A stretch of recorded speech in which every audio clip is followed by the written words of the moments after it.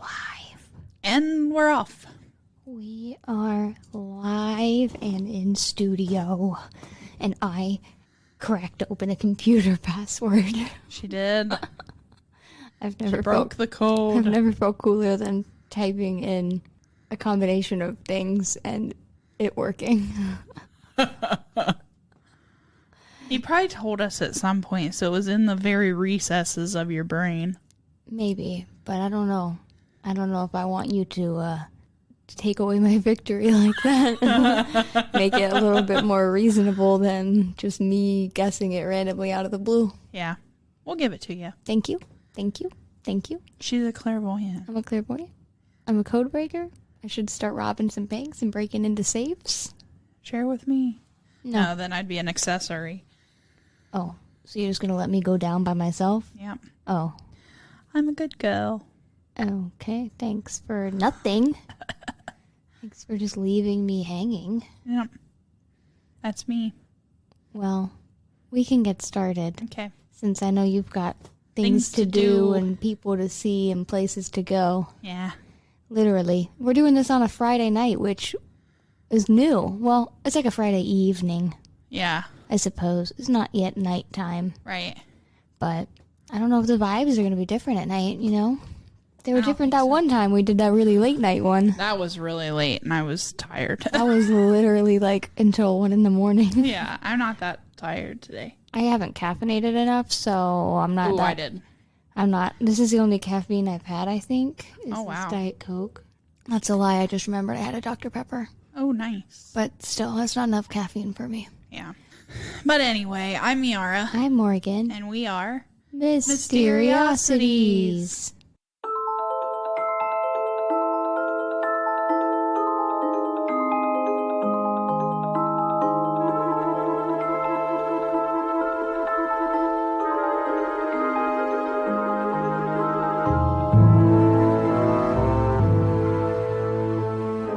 I'm ready. I'm excited. I'm mad because this one makes me mad. Remember it now? No. Okay. Well, today we're going to be talking about the mysterious death of Tamla Horsford. Oh, okay. Now I remember. Okay. Yeah. Yes. And you know how we've talked about, like, if you could go back in time and witness one thing to know what really happened? We've talked about that a lot. Yeah. A lot of the time I say Dyatlov Pass, Yeah. which is still on my list. This one is also on my list because it makes me so mad. Yeah. I agree. Like, and we're just never going to know because that freaking group is never going to admit to it. No. So we're just sitting here, like, just knowing that something is not right and something is suspicious, and just knowing that I just don't think they're ever going to spill. I don't think any of them have, like, a conscience or, like, will, like, feel guilty and eventually say something. Nope, Right. I don't think so. So, for those of you who do not know about this case, Tamla was a 40-year-old woman living in Georgia, and she went to a party, an adult slumber party, which sounds like absolute hell to me. I don't know about you. Yeah. But every time I was like, they were talking about it, I was like, that sounds like the worst possible thing. Like, I just want to sleep in my own bed. Right. I hate sleeping in other people's houses. Yeah. Like, hotels are different, like when you're on vacation, whatever. But, like, when your bed is close-ish, like you're just, like, at your friends. Yeah. No. I would rather be in my bed 100% of the time. Same. So, an adult sleepover sounds disgustingly horrible to me. But anyway. So, she was found dead in the morning, and everything about the case is super suspicious because it is a party of all white people and her. She's the only black person there. It is a very white area in Georgia, which we'll get into, and it's suspicious. Everything about it is weird. Yeah. So that's kind of a little intro blurb if you haven't heard about it, but now we're going to talk a little bit more about the area before we talk about what happened, because I think where this happened has a lot to do with why the case went the way that it went. Mm-hmm. Are you ready? Yes. Okay, so Great start. Forsyth County is about 40 miles northeast of Atlanta, and it's primarily a white suburban region, and the only incorporated city in that county is Cumming. So Forsyth County has like a super, super deeply rooted history of animosity towards black people. It is a very racist area. Not to say everyone there is racist. There's good people everywhere, but less here, especially in the past. I don't know about now. You're going to find a lot more of that in the South anyway, just because of history. Yeah. So we're going to go into the past now to kind of get started. So we're going to start in 1912. And in September of 1912, there were 2 different incidents involving black men having allegedly raped white women. So tensions were starting to rise. So after the first incident, 5 men were arrested. 2 of them were named Tony Howell and Isaiah Perkle. And the same afternoon that they were arrested, there was a barbecue that took place with numerous churches gathering, and a black preacher named Grant Smith was heard questioning the account of the story, saying basically that he thinks possibly she was having a consensual relationship with like a black man and got caught. Mm-hmm. And so she lied and said that he had raped her. Okay. Which is a thing that happened. That happened a lot. Yeah. All the time. And I've seen it a lot in, like, portrayed in media, too, mm-hmm. of, like, I don't know, like, why we always bring up Supernatural, but I swear there was a Supernatural episode where there was a haunting. Wasn't it the one with the car? The haunted car? Yeah. I forget where that was, because it was in Athens. Yeah. And Dean used to mm-hmm. date her. Mm-hmm. Yeah. Yeah, but it's portrayed and it happened, so he said basically he thought she'd possibly been having a consensual relationship with him. Well, people who overheard him didn't like that, and they actually horsewhipped him outside of the courthouse, and then he had to be rescued by the police and taken into custody for his own safety. Because they treated like an animal. Basically attacked him for even just the slight implication that possibly she was having a consensual relationship with a black man. So rumors started, spreading, and like I said, tensions were getting really, really high. White people were saying that the black people in the town were threatening to bomb it, basically, and they had gathered a lynch mob of 500 men, and Cumming at that time only had 300 people, like 300 total residents, and this was a lynch mob of 500 men, so people were coming from other towns. Wow. And surrounding areas. And they were talking about lynching the black citizens held at the jail. Because remember, 5 men were arrested, and then Grant Smith was also being held there for his own safety mm-hmm. after he was attacked. So by 1:30 that day, the sheriff deputized 25 men and called the governor for help, who ended up ordering in National Guardsmen from Gainesville, Georgia, to come and help. Because the situation was just escalating so much. But just like before we move on to the second incident, so the suspects in the first case were never actually tried because there wasn't enough evidence, which actually surprises me because in my mind, they're like, who needs evidence when you have racism? Because when do they need evidence? Doesn't feel like they ever freaking need evidence. Anyway, so the next day after all of that kerfuffle was happening and National Guard was called in, May Crow, who was a 19-year-old white woman, she was walking to her aunt's house, and she was allegedly pulled into the woods and assaulted. So according to later testimony, she was raped by Ernest Knox, who was a 16-year-old black boy who worked as a hired hand at a neighbor's farm. So he told Oscar Daniel, who was 17, and then Oscar's sister, Trussie, who's 21, and then Trussie's boyfriend, Rob Edwards, who was 24. Allegedly, they went to the scene, but then later left because they thought she was dead and they didn't want to get involved. So Crow was then found the next day by a search party, and which was basically a white search party because again, there were way more white people in this area, and always will be. But they claimed that she regained consciousness and named Knox as her attacker, but there were no official reports of that at all, and a lot of people say she never regained consciousness and never named her attacker, and that Ernest was just probably the closest black man to the scene, so they were like, it was him.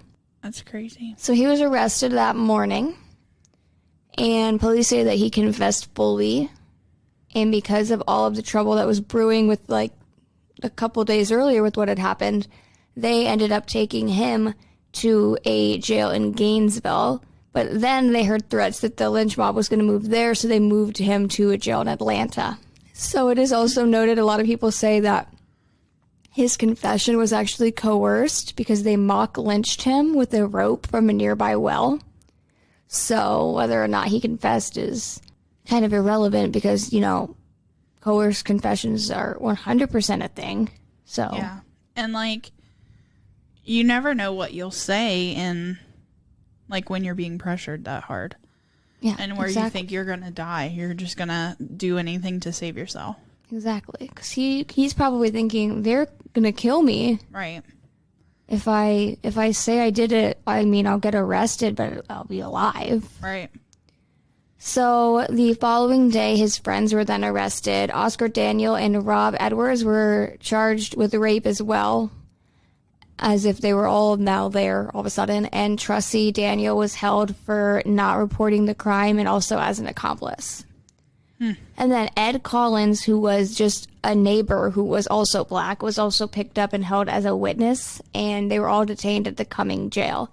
Now, I don't know why I'm glad that they brought Knox to Atlanta because he really would have been in danger, but I don't know why, when there were threats of lynch mobs, they then brought all of these people to the Cumming jail. Mm-hmm. Like the danger wasn't still there. Because apparently the Atlanta Journal reported that the sheriff had to drive through a mob of 2,000 people to get the suspects to the jail. Wow. So obviously there's still like a big risk of something bad happening, and that they still brought them to that jail. So within a few hours, that mob apparently increased to 4,000 people, and they ended up storming the jail. Sheriff Reed was not there. A lot of people think that was very convenient, and the only person who was there was the deputy, whose name was Mitchell Loomis. And he hid most of them, but he was not able to hide all of them. Rob Edwards was shot and killed by the mob while he was still in his cell. They dragged him outside, mutilated him, and then dragged his body behind a wagon before hanging him from a telephone pole at the northwest corner of the square. So they literally murdered him, and nobody in that crowd ever faced any criminal charges for that entire incident. Of course not, because they were white. Literally killed him. And then May Crow, who was the rape victim, she actually ended up dying 2 weeks later in the hospital on September 23rd, 1912. The cause of death was listed as pneumonia, so basically, you know, she had complications and, like, she was attacked, but then she was also left to die in the woods for a day. And it is only September in Atlanta, which I don't really feel like would be that cold to get pneumonia, but I don't know how pneumonia works, so. It's like a lung infection. Right, so you can still just get it? Yeah. Right? Okay, so it's not, like, related to the cold? Not necessarily, no. I mean, I know that's, like, a lot, like, when you better put some clothes on or you'll get pneumonia.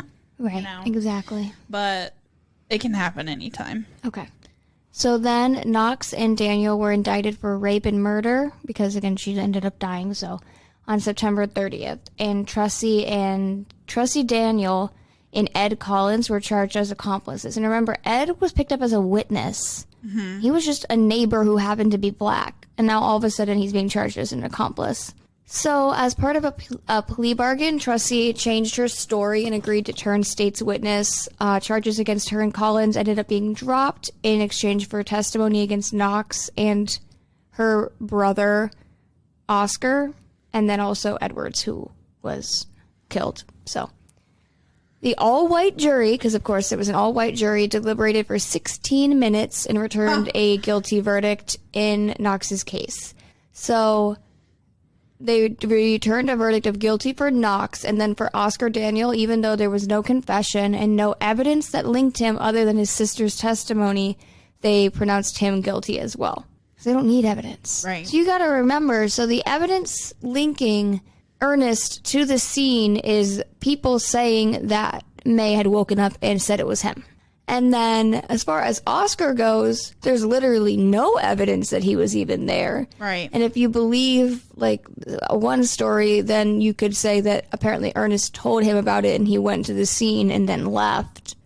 But there's literally nothing linking him to May at all. So it just doesn't make any sense. So on the following day, on October 4th, both teenagers were sentenced to death by hanging, scheduled for the 25th of October. So state law actually prohibited public hangings, so the scheduled execution was supposed to be viewed only by the victim's family, a minister, and law officers. Gallows were built off of the square, and a fence was erected around the gallows to block out, the public from coming. But the fence was actually burned down the night before the execution, so a crowd estimated at between 5,000 and 8,000 people gathered to watch the hanging. That's sick. At a time when the total county population was around 12,000 people.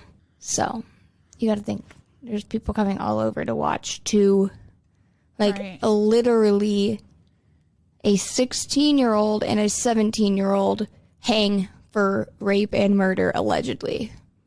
And this is after they literally killed a 24-year-old when there was no evidence against him at all. Right. So following that incident, in the next couple of months, a small group of men called the Night Riders terrorized black citizens, threatening them to leave in 24 hours or be killed. Those who resisted and tried to stay were subjected to harassment, including shots fired into their home, their livestock being killed, etc. Some white residents did try to stop the Night Riders, but not most, they were unsuccessful. Nobody successfully stopped them. So an estimated 98% of black residents of Forsyth County left. Some property owners had time to sell, likely at a loss, but others just had to abandon property and failed to continue paying property taxes, so then they eventually lost the homes, and then white people could take over all of their homes. So I have a little blurb from an article from the New York Times called Blood at the Root, A Tale of Racial Cleansing Close to Home. And it says, almost every single one of Forsyth's 1,098 African Americans, prosperous and poor, literate and unlettered, was driven out of the county. It took only a few weeks. Marauding residents wielded guns, sticks of dynamite, bottles of kerosene. Then they stole everything from farmland to tombstones. Forsyth County remained white right through the 20th century. A black man or woman couldn't so much as drive through without being run out. During the 1950s and 60s, there was no, quote, colored water fountains at the courthouse or whites-only diners in the county seat coming because there was no black population to segregate. Wow. So that was considered one of the most successful instances of racial cleansing in the United States. And like the article said, the county was all white for a lot of the 20th century. What terrible terminology, like racial cleansing. Yeah. I hate that. Yeah. It's like cleansing implies like that something's dirty. Right. That's why it's disgusting. Yeah. It's literally implying like we got to cleanse the dirty people, dirty blood, dirty whatever out of our area. I hate it. It's literally, this makes me so fucking mad. Okay. It's fine. And then in 1987, there was a small civil rights march by blacks that were attacked by people throwing rocks, dirt, and bottles. So then a week later, a much larger march took place with civil rights activists going from Atlanta to Cumming, protected by police and the National Guard. But thousands of people ended up joining a counter demonstration. I saw a YouTube video a man who was wearing like a KKK outfit in all white, saying things like, "God bless America, keep Forsyth County white." And as recently as 1990, there were only 14 black residents in the entire county. How many? 14. 14. Mm-hmm. It's more now. I have numbers at the end, but that's because it had a huge population boom. But let's also talk a little bit about kind of how this town goes, like how this town works, and nepotism and just some shady shit. So there was a man, his name is Chris Shelton, and he was deputy coroner, and he was actually forced to resign from a nearby police force in 2014 after disturbing photos of himself with a racist mammy doll. Have you seen those? Yes. Yeah, so pictures were found of that, so he was forced to resign. But then in 2016, lo and behold, it's super funny. You could see him posing with Ron Freeman as Ron Freeman was campaigning for sheriff. And then when Ron Freeman won, guess who became deputy coroner? Damn. Oh my God, Chris Shelton did. He became deputy coroner in Cumming. So not deputy coroner for Cumming, but for Forsyth County. And then there's also a company called Operation 21. It's a business owned by law enforcement and military veteran Brian DeBlois, and it aims to educate offenders to help reduce reoffending. And Brian's wife also worked for the Freeman campaign, and the DeBlois family was friends with some of the people involved at the party that we're going to be talking about. Basically, I bring that up just to see, like, there's evidence of that whole deputy coroner sheriff situation and him literally getting a job after his friend was elected. Then they're also friends with a family who was involved in that party. So, yeah. Sketchy. Right. So Sketchy. In the 2020 census, I just kind of wrote it down because there was a huge population boom. So, it said there was 14 black residents in 1990. Yeah. Okay. Well, in 2020, there was 10,455. Okay. But that is compared to 159,407 white residents. Oh, wow. And there were 456 Native Americans, 85 Pacific Islanders, 45,117 Asians, 10,537 other or mixed race, and 25,226 Hispanic or Latino residents. So you got to think about that. I think if you added up every single other race, it still wouldn't be as much as the white population in that area. Right. So yeah, it's a lot more than it was, Yeah. but like it's definitely not all white But like the still people want it minority. to be, but it is definitely a huge minority still. So that's the area that this took place in. I thought that we should have a little background on that. Yeah, I like that. It's what comes up when you look into that area. That's a pretty shady history. So now we're going to talk about Tamla. So Tamla was born in St. Vincent in the Grenadines on October 10th, 1978, which makes her a Libra. And, I got to do my astrological sign stuff. Mm-hmm. So Libras tend to be extroverted, intelligent, good listeners, considerate and hardworking, able to create a strong, friendly family with an atmosphere of happiness and love reigning in their house, which when we talk more about her is just like Tamla to a T. She has big Libra vibes. So she lived with her family in St. Vincent in the Grenadines until they moved to the Bronx in 1989. And then she later met her husband in Florida, and his name is Leander, but he goes by Lee a lot. Mm-hmm. And Lee had a daughter from a previous relationship, but Tamla and her had like such a good relationship. Like she called her mom, like they had a very like a mother-daughter relationship. That's good. And she cared about her like she was her own daughter, and they considered her own daughter. Mm-hmm. So then they ended up moving to Cumming when Lee got a job there, but they were very excited to start a new life.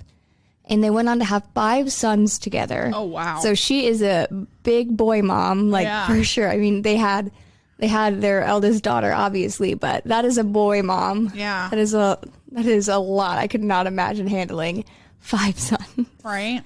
So obviously, like I said, the Libras are, they're very good at creating like strong like family vibes and atmosphere of happiness and love. So she was a very, very good mom. She was very involved in their sports and their schooling. And she was always apparently running up and down the field during games with a megaphone.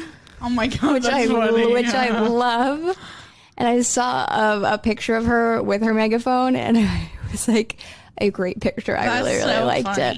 And Lee said she always said, "Can't stop greatness," especially when the refs made a bad call, which I also love because, they're trying to, make bad calls, but you can't stop greatness. They're still going to win. That's so funny.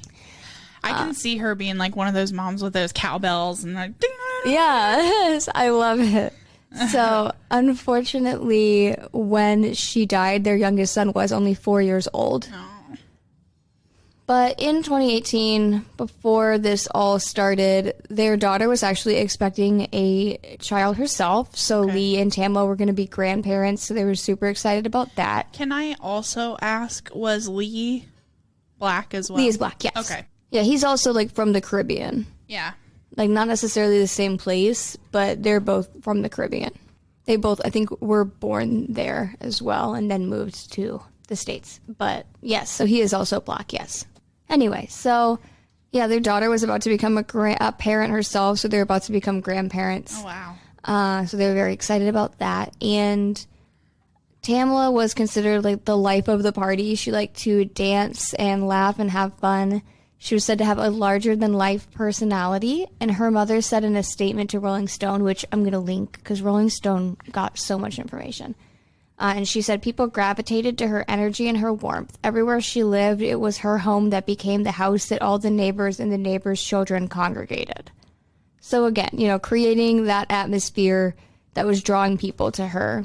Boy mom, megaphone, right. Always on the field, very involved. She just seems like a very good person, which I know people always say that. And part of the community. Part of the community, exactly, which was a community that isn't always welcoming to people who are not white, but she was still involved, you know what I mean? Yep. That's not to say I didn't hear any evidence that they were having any issues before this. Right. Like I kind of find it hard to believe there wouldn't be a lot of racist people down. Obviously there are racist people down there still, but I didn't see anything about them having any issues with that prior to this incident, at least that I've heard about. Or but maybe also, they just don't want to focus on that. Exactly, and also, I feel like it's such a norm. That's true. I can't imagine that. I am way too privileged to even imagine that, but it might be such a norm that it happens all the time and they're not even going to... Like, you probably, at some point, might even just stop clocking it because you're so used to it. Right. So now we're going to start talking about the party. We're officially to the night of the incident. So the party took place on the 3rd of November in 2018, and it started at around 7 o'clock. This party was being thrown for Jean Myers' birthday, and it was at Jean's house, but it was organized by her friend Stacy Smith. And a group of moms had been invited. It was mostly moms that knew each other from the local youth football league. And like I said, it was a huge adult slumber party thing.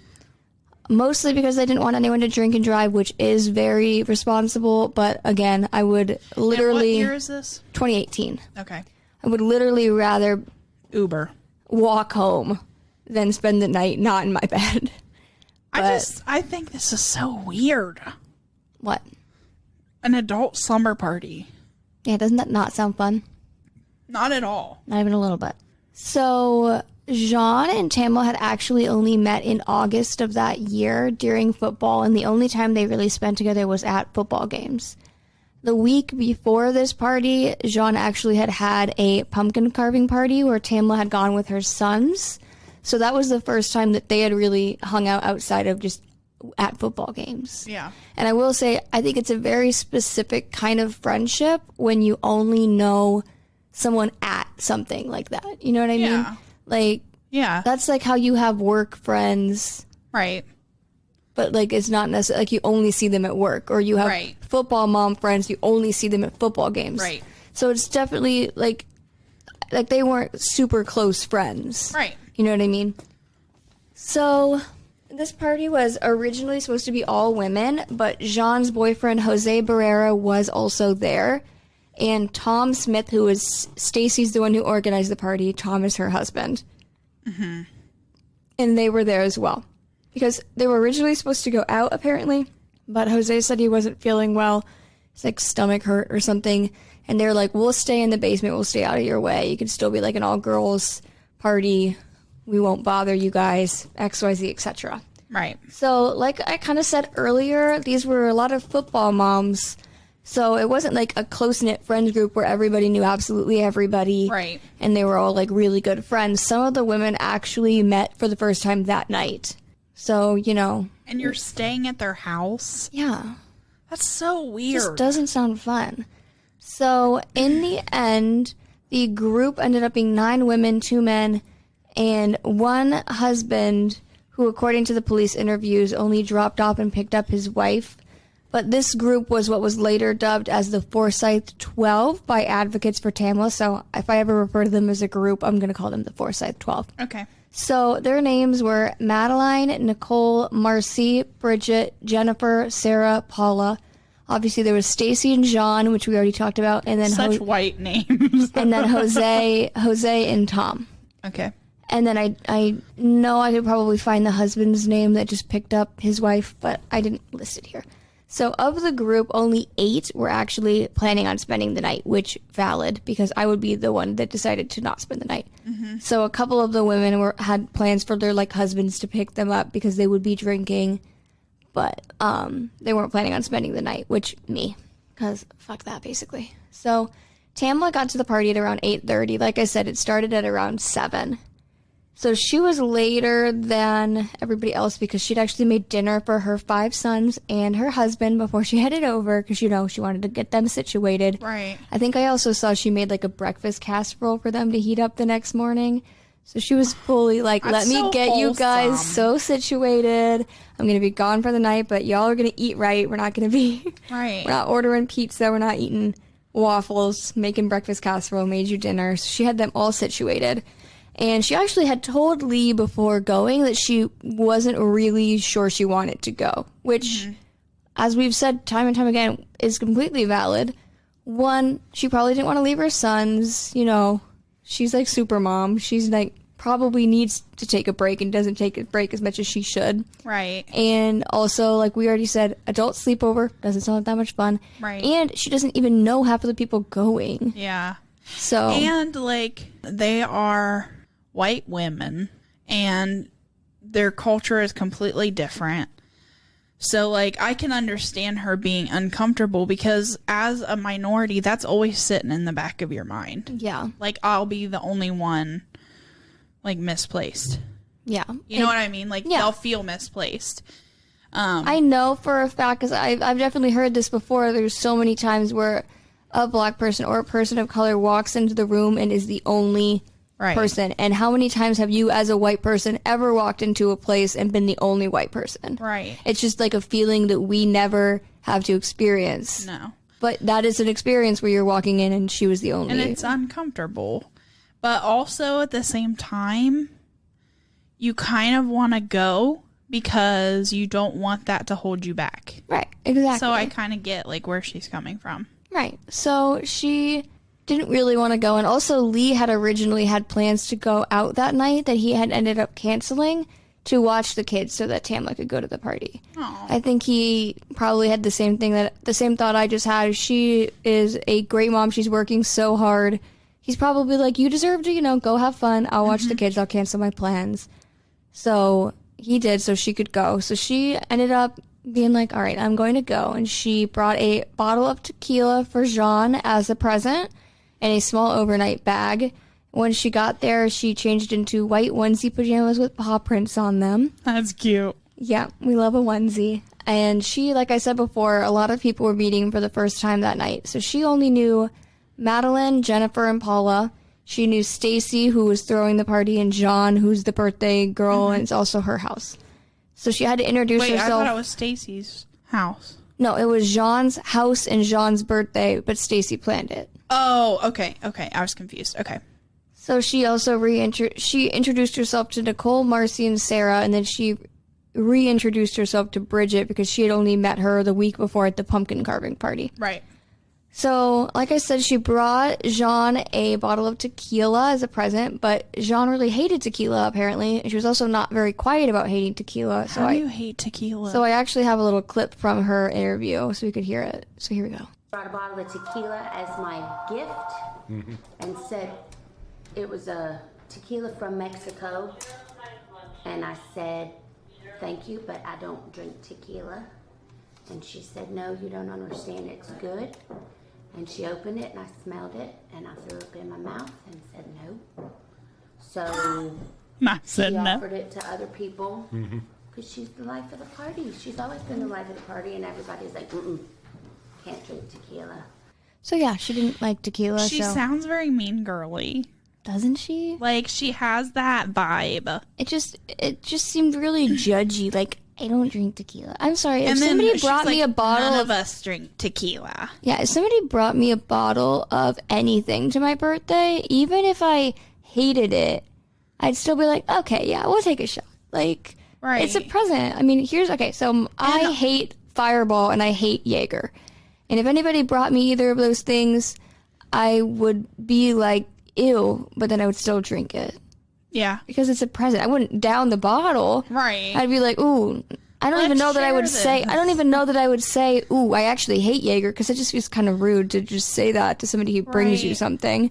I would kind of be like, how do you not know I hate Jaeger? But she didn't know her that well. You know what I mean? Well, and then also, like, she made it sound very us and them. Or, like, us and then her. Yeah. You know what I mean? Like, none of us like tequila. Yeah, they were drinking blueberry vodka, so. Ugh. Well, I do like a flavored vodka. It's okay, but, like, I'd much rather have tequila. And I know you also, would. her first mistake is smelling it. You never smell it. No, nothing smells good. You want to know what smells worse than tequila? Vodka. Vodka smells horrible. Yes. Yeah. You never smell a liquor. Sniff, before. sniff, sniff. No, thank you. And I bet it was good ass tequila, because I threw up in my mouth. Tamla had good taste. I bet that tequila was probably like Patron or like Casamigos or Don Julio. Like really good. Like some good tequila. Good tequila. Like, it'd be one thing if she brought a bottle of like Cuervo. Do you not like Cuervo? I love Cuervo, but I was trying to think of bad tequila, but I can't because there is no bad tequila. I love tequila. The only tequila I would not drink isn't there one that has like a worm in it or something? I don't think they do that anymore. Oh, well, I wouldn't drink that one because that freaks me out. That's the only one I wouldn't drink. So that was the tequila interview. So everyone was having a good time. They were drinking their blueberry vodka, and Tamla was drinking her tequila waters, and they were watching the LSU-Alabama game, which, football. I don't care about football. And at first, Jose and... Did I say his name was Tom? Yeah, Jose and Tom were watching the game in the basement by themselves. And Tamla was apparently the only habitual smoker in the group, so she went out onto the balcony to smoke several times throughout the night. She also apparently smoked some marijuana that night. The devil's lettuce. Not the devil's lettuce. And Madeline and Stacy actually smoked with her, but then John apparently got upset, called Tamla the, quote, female Bob Marley, which is a choice, reminding her that Jose was a pretrial officer and wouldn't approve of them smoking, which weed is such a non-issue. I feel like I know so many people, like, okay, I don't know so many cops because, like, defund the police, but in general, I feel like I know so many police officers that just don't even sideways glance at weed anymore. Yeah. Because it's just such a non-issue compared to actual problems going on. Right. Like, it's just not important. So to be like, oh, Jose's not going to approve of you guys smoking one joint or whatever after hours at this party where he is not on the clock. He's also not a police officer. He's a pre-trial probation officer. So, right. Like, well, couldn't he just ignore it? Like, I'm confused why that had to be an issue at all. Yeah. So Tamla was drinking her tequila, and later her blood alcohol content would be found to be kind of high. But she had a very good tolerance, and nobody reported her as even actually acting that drunk. Yeah. Being but incoherent in any way. They don't know her that well. Yeah. That's also very true. How are they to know? That's true, because some people hold their liquor well, but there are still little signs. Right. That they have had a lot to drink that you might not notice if you didn't know somebody. Exactly. So they had gumbo for dinner, which gumbo sounds so good right now. Love gumbo. Whenever it turns to fall, I will be making gumbo, because oh my God, it just sounded so good. Like andouille sausage. Exactly. That's the best part of gumbo. And the boys downstairs did join them for dinner, and then after that point, they stayed upstairs. So that's when the party kind of merged together. Yeah. At some point throughout the night, Tamla called her husband. She called Lee to say goodnight to him on FaceTime. She said goodnight to the boys on FaceTime. And she had basically everyone in the party kind of like hop on the turn the phone, like say hi to the boys, say hi to Lee. And Lee said it seemed like she was having a good time. Okay. And he obviously knew that she originally didn't want to go. Yeah. So if she was not actually having a good time or he was sensing vibes, he would have noticed. Yeah. He would have noticed. He would have been like, oh, she looks like she's having a bad time. But he said it seemed like she was having fun. Yeah. So she ended up also FaceTiming her daughter later that night as well. And at around 10:30-ish, that was when people who weren't planning on spending the night started sort of getting ready to go. It's also the time that Paula got there, so Paula got there later, and they played Cards Against Humanity, which I bet Tamla won because I feel like no one else had a sense of humor, and she was the only funny one probably. So I feel like she won Cards Against Humanity because they seem like very unfunny racists. Sorry. Not sorry. I bet she won. Don't sue us. Oh yeah, I guess they are. Don't sue us that we said you're bad at Cards Against Humanity. Yeah. And called you racist. She called her the female Bob Marley. I know. That's a little suspect. So everybody held their liquor relatively well except for Jennifer. She ended up getting a little bit wasted. She apparently had a bit of a problem with alcohol. She had gotten DUI before. And so Marcy ended up taking her to bed. And people started talking sort of about where they were going to sleep that night. Jean's kids were at their dad's house. Okay. So they had like lots of empty bedrooms to choose from. And at the point where they were kind of trying to decide who was going to sleep where, that's when Tamla mentioned she thought she would rather go home.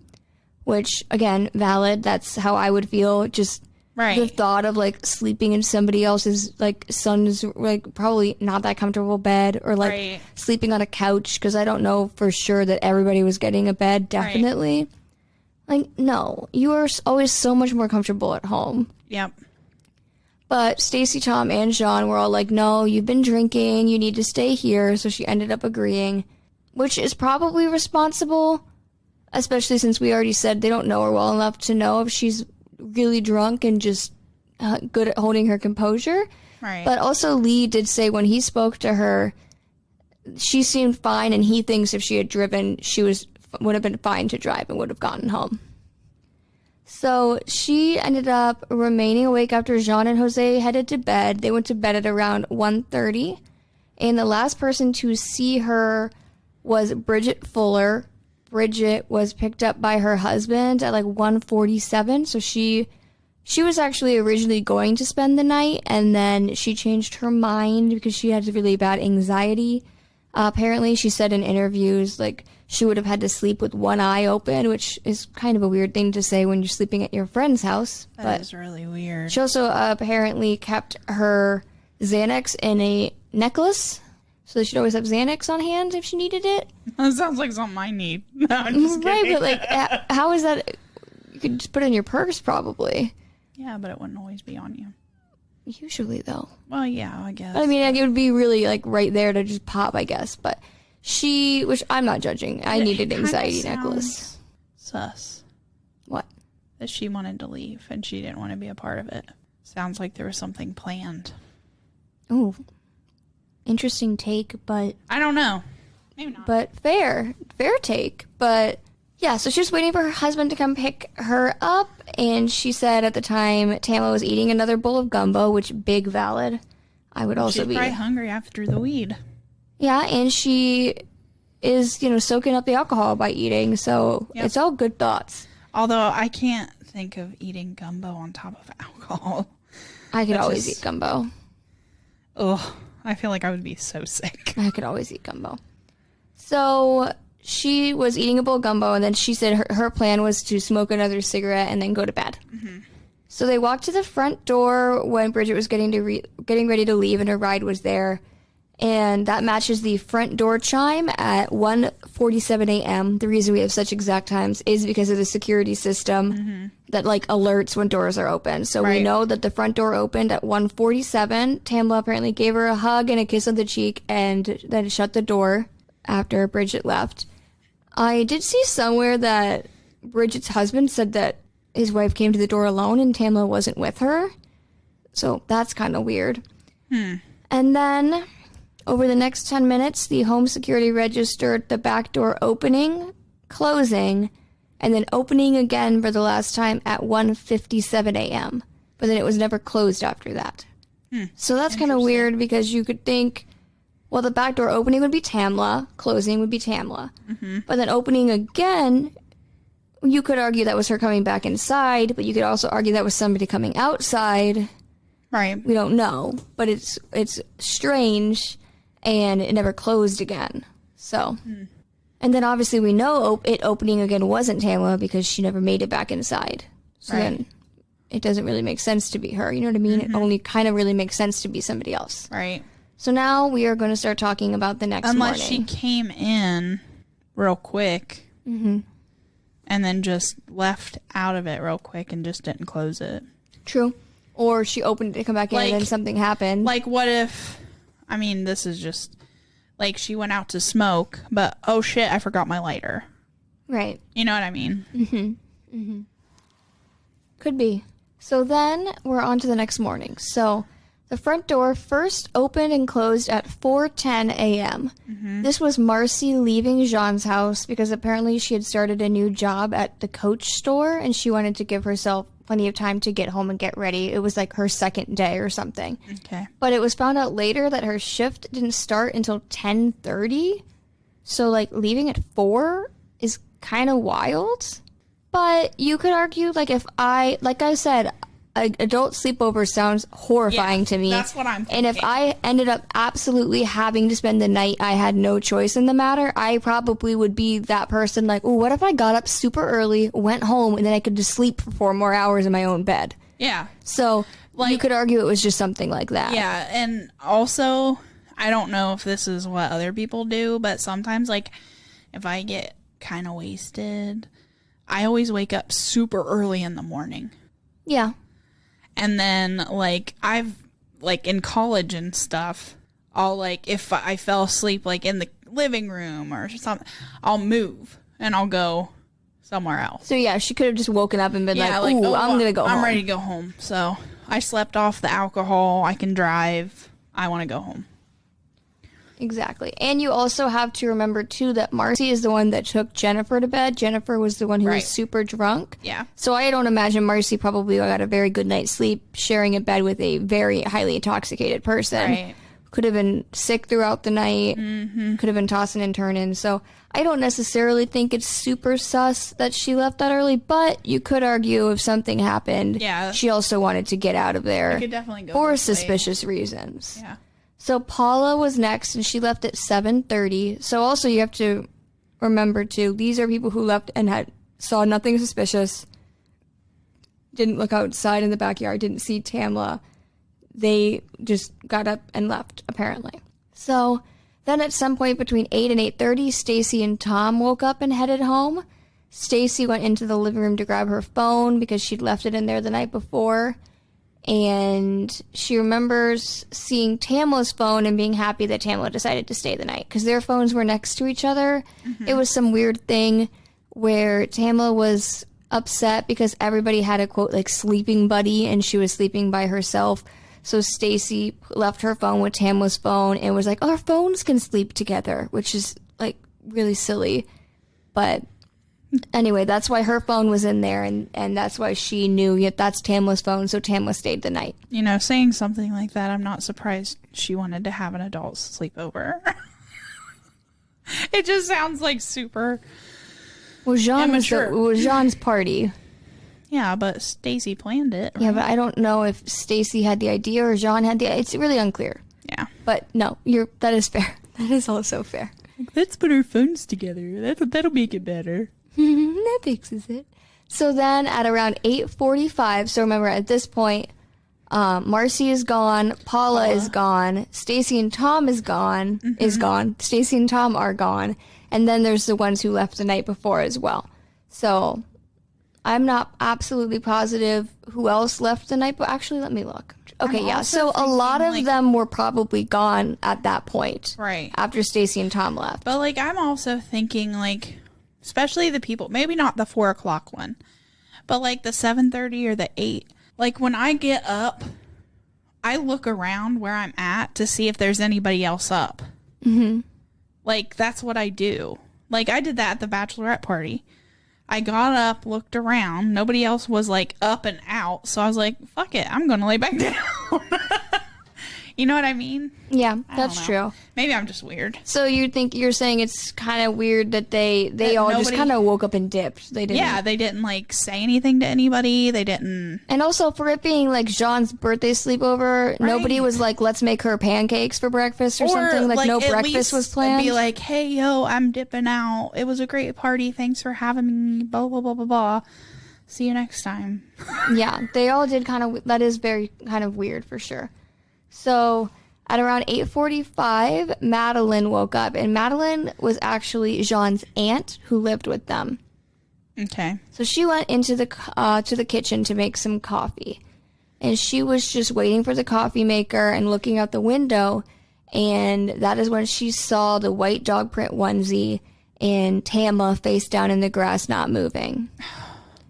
So instead of, like, I don't know, doing what a normal person would do and running outside to be like, are you okay? What's going on? Like, this person is not moving. I don't think your first instinct is that they're dead. My first instinct would be they passed out drunk and they're face down in grass, and I should probably make sure that they're okay. Yeah. No, she got on her hands and knees and said a prayer in the kitchen. That's not going to help anything. Yes, that's very helpful, right? And then after doing that, again, she didn't go outside. She actually went up. Was the door still open?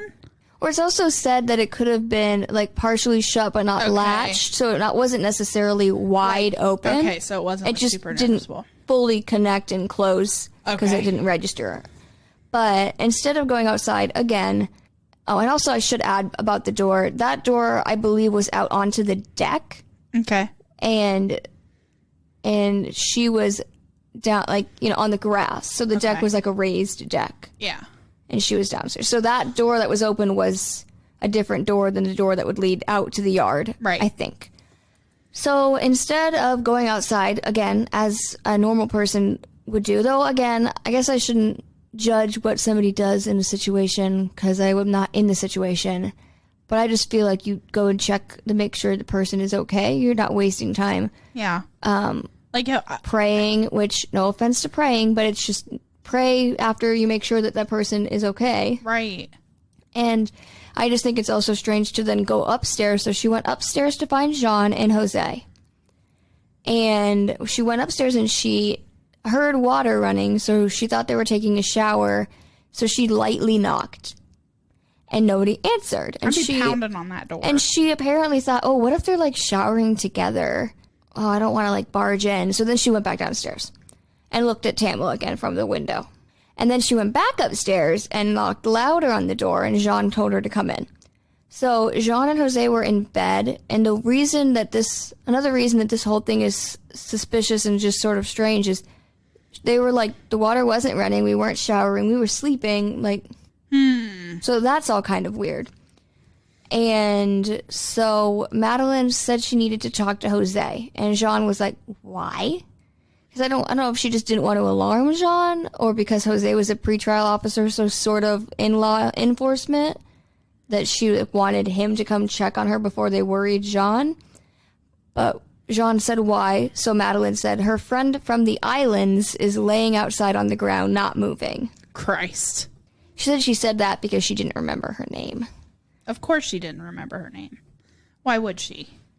And even if you didn't remember her name, don't you think there's like a million other ways you could describe somebody? Right. Your friend who brought the tequila. Yeah. Your friend with the 5 sons that play football with your sons. Or your kids, because she had daughters too. So there's a million ways you could describe somebody before you go your friend from the islands. I'm sorry, if it was one of the white friends, you wouldn't be like, your friend with the porcelain skin. Right. What? No. Like, and this is like an emergency. So, like, what is the vagueness? Right. Even just say someone is outside and they're not moving. Right. Like, someone's hurt. Something's wrong. Exactly. Please come with me. Forsyth County 911 got the call just before 9 a.m. It was like 8:59. And Jean and Jose were both spoke on the phone at some point. And guess what I found? The 911 call. I know, this is multimedia presentations this week. Love it. Forsyth County 911. Hi, yes. I need an ambulance and a police to my home. What's the address? 4450 Woodlet Court. 4450 Woodlake? Woodlet. Woodlet, okay. All right, 4450 Woodlet Court. What is your name? My name is Jean Myers, Jeanne. Okay, and your phone number is 609-668-5528? Yes. Okay, and that's off of Jotham Down Road, correct? Yes. Okay, what's going on? We had people over last night. We were drinking. Most of us went to bed. One of them stayed on the balcony. She was drinking, and we just went outside, and she's laying face down in the backyard. It looks like, I'm guessing, maybe she fell off the balcony, but she's stiff. Okay, is she breathing? I don't know if she's face down. Okay, how old is she? 41. Here, hold on. Hey, this is Jose Barrera. Hey, have y'all checked to see if she's breathing? She's not moving one bit. She's not breathing. Okay. I just tried to assess her, touch her. She's completely face down in the yard. She is stiff. Okay. Do you know if she, do you see any blood or anything where she... Are you there? I am. Okay. I'm sorry, I was outside. It's okay. I'm not sure what happened to the line there for a second. Do you see any blood or anything to where, from where she fell? I don't know if I should move her over. I mean, she's completely face down. Okay. I mean, can you just check and see if she's breathing? If she's not breathing and you know she's gone, then just leave her where she's at.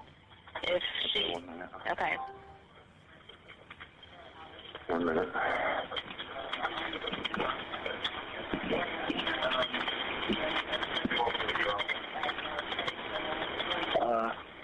There is I'm noticing a small right cut on her right wrist. She is not breathing whatsoever. I don't know if this cut truly was self-inflicted, or I hate to assume anything, or if this was maybe cut on the way down. I'm completely not sure. Okay, and that's the only blood that you would see?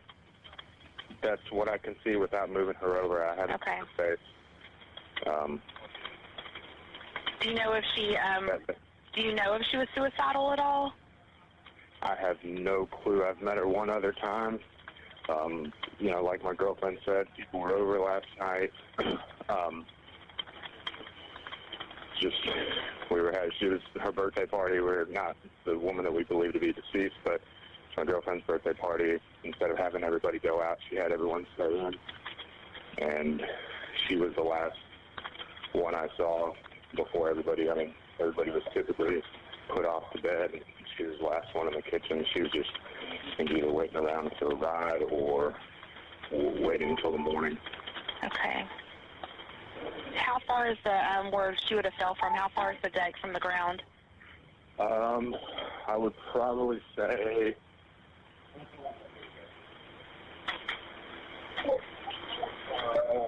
maybe 20 feet.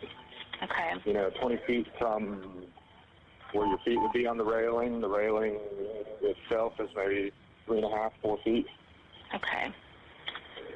And what is her name? I know her name, we call her Tam. I'm assuming that's short for Tammy or Tamla. Was she there with anyone else?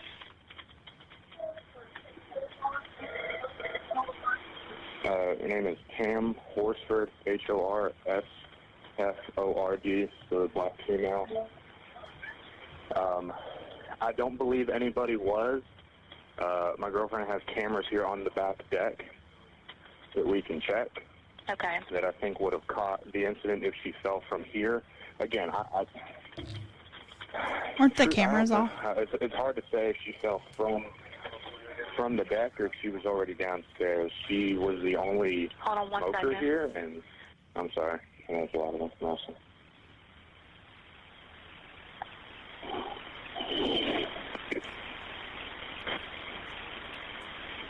Okay, I'm so sorry about that. So you think she's possibly out there smoking? Yeah, she was the only smoker, and I'm on the back deck right now, and cigarettes, lighter, that type of thing are out here. Okay. I'm just trying to see where that on her wrist might have came from. Okay. All right. Are all the people that were there last night, are they still at your house?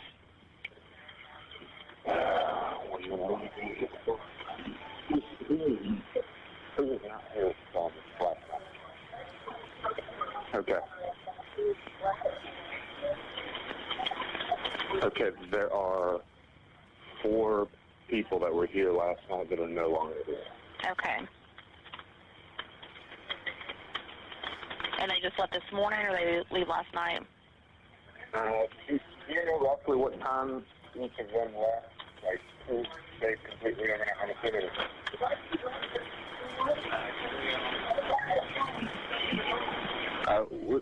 We can check. She's got an alarm system that gives alerts when the doors are open on her phone. Okay. But I think the last time that I personally saw Tam was probably about 1 in the morning before I'd gone upstairs to bed. Okay. And at that point, she was the only one in the kitchen. I know. Okay. Let me see where everybody is. I have one deputy that's about to pull into your subdivision. So I'll stay on the phone with you just for a minute. Is this going to be around back? Is that the way he needs to go? Right. So when he pulls up to the residence, there will be one car in the street, 4 in the driveway.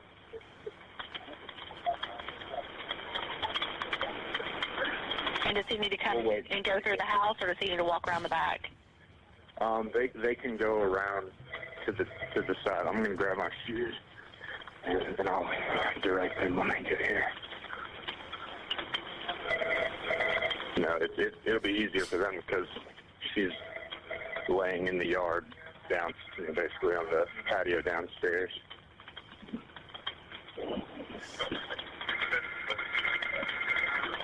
Okay. All right, I have one that should be pulling up. Do you see him outside? Yeah. Okay. All right, I'll let you go then. All right, thank you. All right, you're welcome. Bye. So, couple things that I think are weird about the 911 call.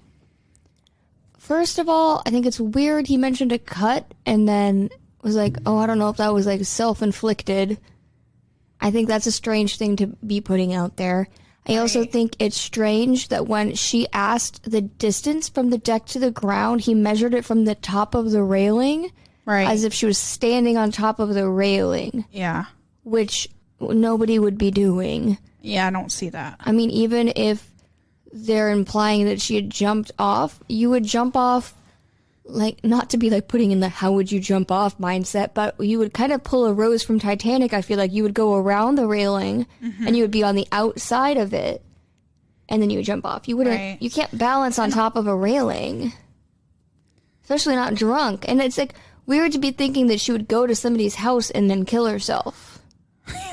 Like, why are we putting that in there? And also, neither one of them sound upset, really. No. And I know you could be in shock, and I know he's in law enforcement, kind of, so he might just have, like, a more, like, cool, calm, collected demeanor in situations. But neither one of them, they seem very calm to me. I would have been, like, hysterical. Yeah. Like, absolutely hysterical. It makes sense for him not to be, I mean, I would still think that he'd be a little shaken up, which he doesn't sound like he is, but like you said, he's in law enforcement, so he's used to that type of stuff. But also, he doesn't know her that well either. Right. So he doesn't have that connection. But also, there's somebody dead at your girlfriend's house. You know? So, I don't know. Yeah. So I'd be freaking out. I thought that call was very weird. And also, something else is them not turning her or seeing if she was breathing. Mm-hmm. Like, I know you're not supposed to, like, you know, it interferes if you're touching bodies because, you know, it matters how they're positioned to try to figure things out. But if you didn't know if somebody was dead. Right. First of all, again, it's just weird. Madeline didn't run out there, flip her over, be like, are you breathing? Do you need CPR? Like, no one turned her? Nobody was like, does she need help? It kind of seemed calculated. It just didn't, no one even tried to do anything. Right. Because automatically they were thinking, well, there's no excuse for Madeline.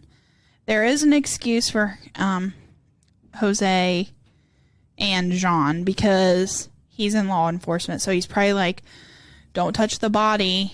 It doesn't look like she's breathing. Right. You know, we don't want to mess with the scene. And he could have said that to Jean. But like Madeline, you would have thought that. You would just think that you would check. And when when the dispatcher was talking to them on the phone, it still seemed like they hadn't really even checked. Right.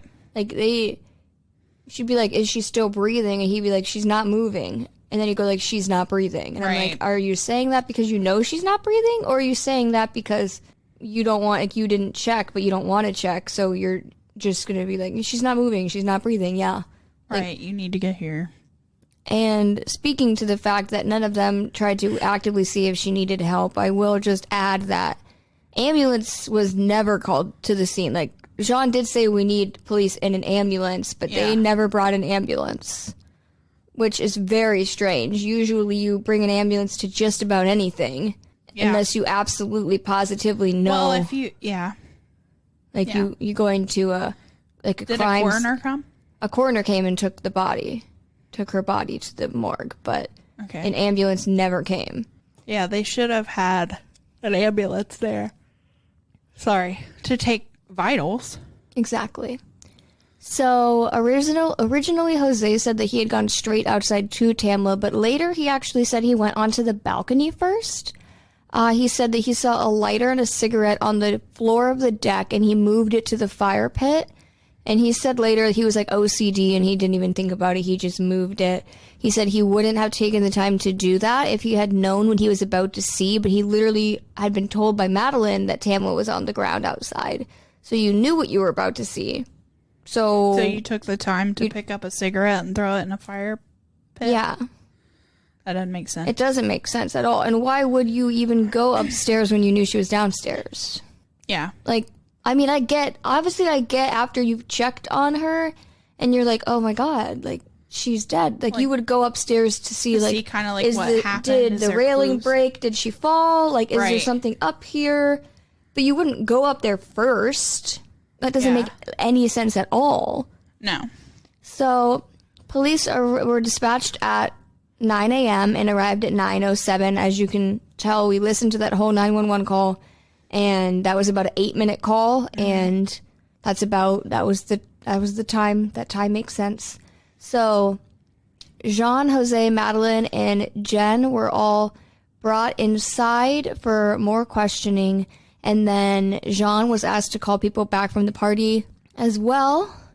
And then officers went over to tell Lee what had happened, and this whole situation is also horrifying. So his sons had answered the door because he was going to the bathroom when they knocked on the door. So then they came to him and they were like, "Dad, there's police at the door." So he finished up and went to the door, and he was like, "What does this pertain to?" And they were like, "Is your name Lee?" And he was like, "What does this pertain to?" Because again, you also have to remember that when you're white, you don't have to like second guess your encounters with police. Like if a police officer asked me if my name was Morgan, I would just be like, yeah, because I wouldn't have any reason to overthink that. Right. But you have to remember that you cannot really trust the police if you are a person of color, because it's been shown time and time again that they are not treated fairly. So you could argue, you could try to say, well, Lee just should have said, yeah, that's me. But you can't really say that, because you've never, like, I can't say that because I've never been in that situation, and I can completely understand why he would want to know why they were at his door before he answered any questions.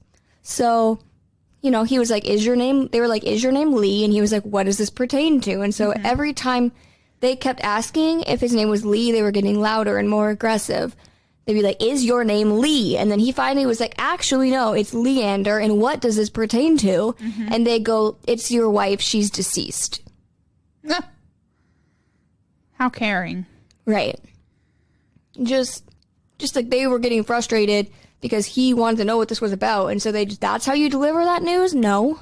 That is so inappropriate. It's about your wife. She's deceased. Excuse me? Like, normally it'd be like, there's been a horrible accident. Like, you always, I feel like you always want people to sit down. Right. Like, you're trying to keep them calm. No, and it's your wife. She's deceased. That the kids weren't around. Yeah. So he could tell them. Yeah. Nope. That's not what happened. So then he wanted to go to the house, but they wouldn't let him go to the house. They were like, no, you can't go over there. Everything's been taken care of already. We don't want you going over there. And I think that's kind of weird. Like, on one hand, you could argue it's a crime scene, but they never treated that scene like a crime scene. So you can't even argue that they didn't want him accidentally, like, doing something that, why can't I think of the word? Why can't I think of that word? Like, mess up the scene? Is that what you're talking about? But that, you know. Oh, compromise. Compromise the scene? Right, something like that. You could argue they didn't want him to unintentionally compromise the scene, mess up any evidence that was there, but they literally never treated it like it was a scene at all. Yeah. So why wouldn't you let him go over there? Kind of weird. Yeah.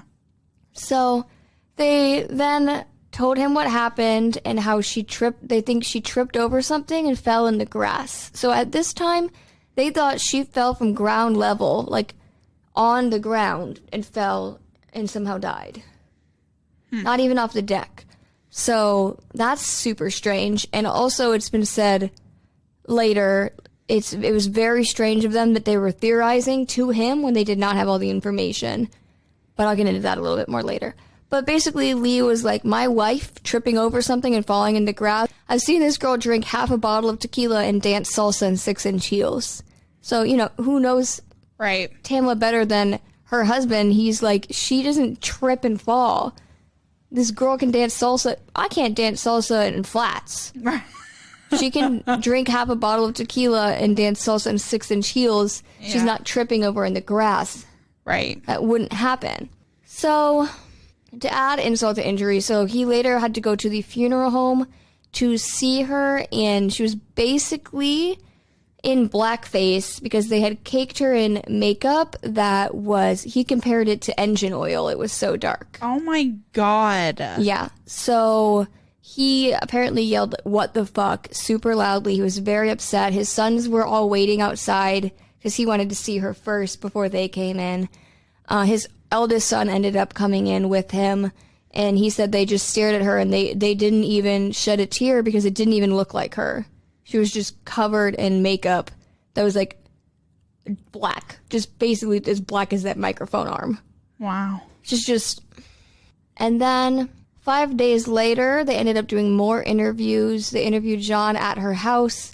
She actually bought the police officers Dunkin' Donuts gift cards, and Madeline baked them cookies.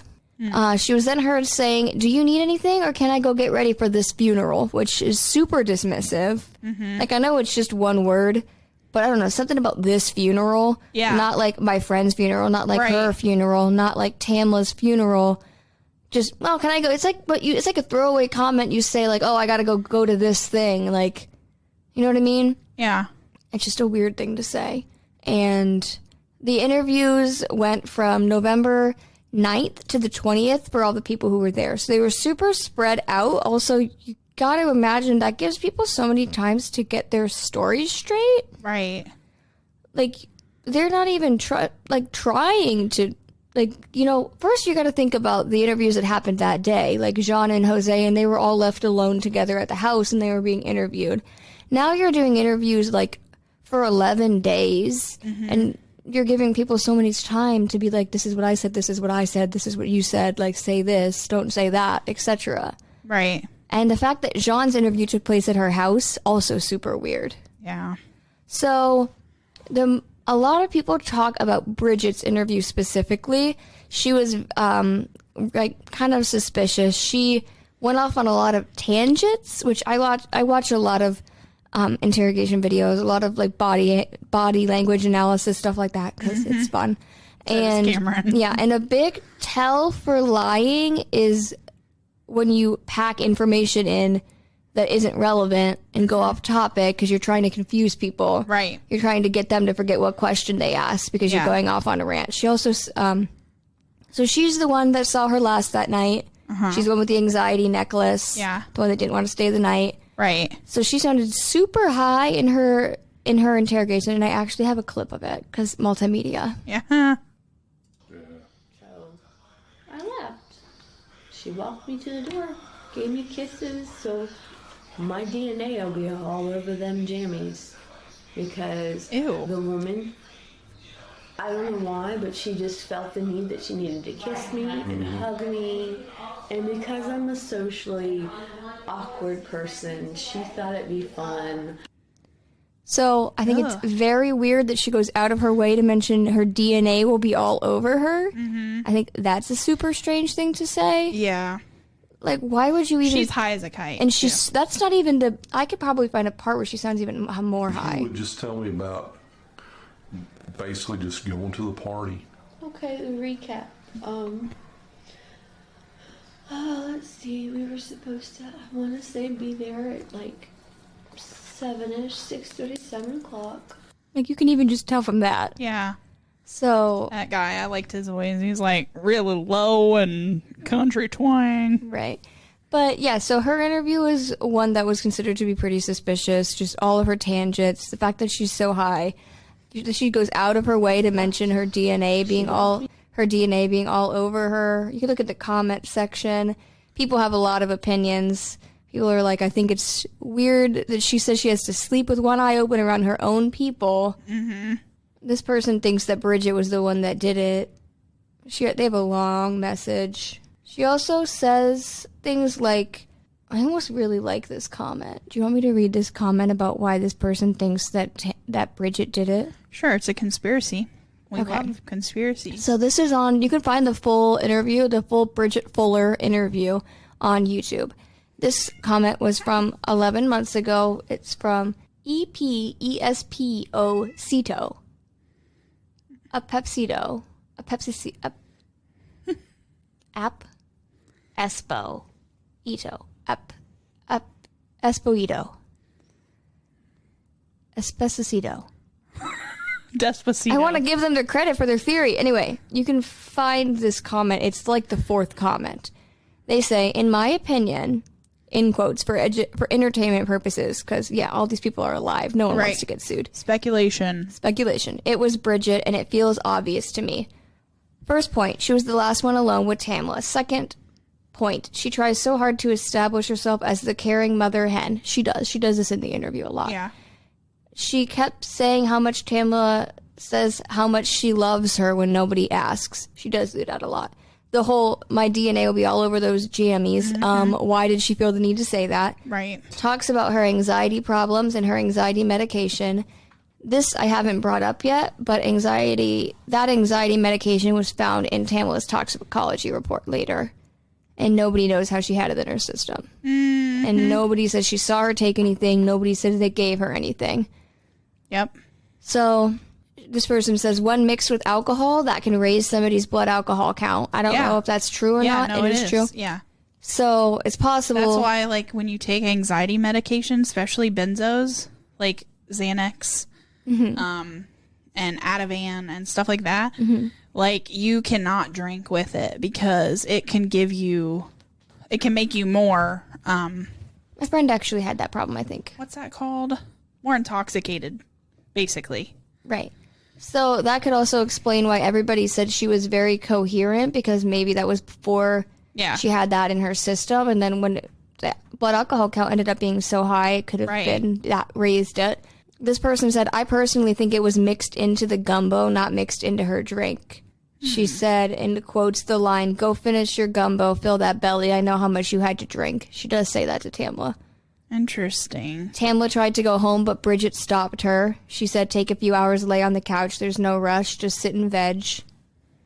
Then Bridget keeps trying to complete the narrative, even though she claims she wasn't there for the back door opening. This is a part of the interrogation. Obviously, we're not going to listen to the whole thing. I did last night. So the police officer asks to go through the night.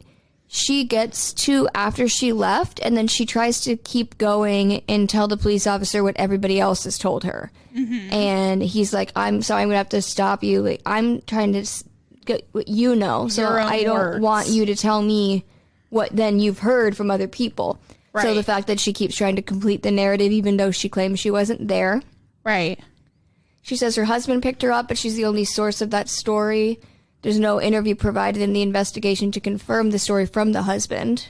And was she the one that left and he said that no one was at the door but her? Yeah. But she said that Tamla was there. No, Tamla walked her to the door, yeah. Ah, okay. So there's that to consider. And so when she was trying to, kind of complete the narrative, even though she wasn't there, she was saying, oh, she went out to have a cigarette and the back door never shut. And then apparently there was like a propane tank right by the railing. And apparently she said, I don't know what possessed her to use the propane tank as a step stool, but nobody ever said that she used that as a step stool. And why would she use that as a step stool? It just happened to be by the railing. So that's kind of a weird thing to say. Yeah. And that's the person then talks about how that's when the investigator cuts her off and tells her, like, I want to know what you know. Stop. Why are you talking about stuff that happened after you left? Right. She says she keeps Or why are you making assumptions? Yeah, because that's a super weird thing. And a propane tank is not sturdy a step enough. stool. I It's saw not. a picture of the deck and that propane tank, and you would never be like, I'm going to step on that. There's chairs right there if you were really trying to go over the railing. She says she keeps a close group of friends because she has trust issues. This is true. She says a lot of weird things about her friends. She says she doesn't like a lot of people, but when she does, she takes care of them. And then she goes on to say this was the second time she met Tamla. So I think that implication alone says she's basically saying she doesn't care about Tamla, because she just said, I don't trust a lot of people. I don't like a lot of people, but when I let you in. But based on having trust issues, there's no way from a second meeting she would care about Tamla. And also she's like saying that she takes care of people and she takes care of her friends. Sounds like she's laying it on thick. Exactly. Like, I would never hurt anybody because I am the caretaker. I care for everybody. And it almost seems like she's trying to make herself feel better. Yeah. Like, you might want to listen to this interview. I think you'd find it interesting, and it's not very long. Well, this is just one half of it. There's another half of it, too. She's on her third husband because, quote, life's too short. I'm not going to spend 3 years miserable with someone. And also, she definitely, like we already said, she doesn't have a lot of friends. And she was talking about how strong Tamla was coming on, like talking about how she, like, jumped. The part where I paused the interview, she was talking about when they were on the couch and she basically jumped onto Bridget and was being too touchy for Bridget's taste. And that, in quote, she said, I'm just sitting in the corner minding my business, and she comes over and plops on my lap and startles me, and she grabs my boobs. She had no idea of personal boundaries, and I don't do strange people well. So that interview was definitely very strange. She was very high, and she said a lot of very strange things. yeah. Okay, well, surprise. This is a surprise two-parter. Yeah. Everybody. And the second part will be released next Monday because we won't have time to record this week. Oh, yeah, because you'll be gone literally all week. Sorry, guys. Usually we try to do two parts so we can do it both in 1 week, but Miara is pet sitting this week, so she's going to be hours and hours away from me. Well, not hours and hours, but an hour away from me. Yeah, so we're going to have to do next part next week. Stay tuned. But yeah, we're going to have to pick this up next week, so we hope you enjoyed part one. Sorry that I'm extra, and this is a surprise two-parter. Love it. But I wanted to make sure that we really got into detail about especially the town. Yeah. And this is really interesting. I really like this case. I mean, I don't like it, but it's interesting to me. I hate it actually, but I like it in that it's important to talk about because I just think I don't know. I think it's too easy to forget absolute shittiness of law enforcement on occasion when there's, I mean, whatever. I know I already said defund the police, but there's cases where people solve them. Good job. But then there's cases that are treated absolutely horribly from the start, and this is one of them. And I know you guys, if you haven't heard about it, you barely even know yet because we haven't really gotten into the investigation. Yeah. But I think you can tell from the start, from how Lee was told, from his treatment at the funeral home and the makeup. I don't remember hearing about that, the makeup. That's crazy. I think you can all tell we're not up to a very great start from the fact that the scene wasn't treated as a scene, which we'll get more into, the way that the interviews took place, and there was way too much time for them to get their story straight. It's just all bad, and it's going to get, unfortunately, worse. So I'd say you have that to look forward to, but I don't know if you're going to be looking forward to it getting worse, because I hate it, actually. So thanks for listening. Make sure that you tell us what you think on our socials, rate and review us, and we will read it out loud. Get in contact with us after a review. We will give you an episode. Yes. And we're just going to stop because Mira has to go watch dogs. So thanks for listening, and we are Mysteriosities.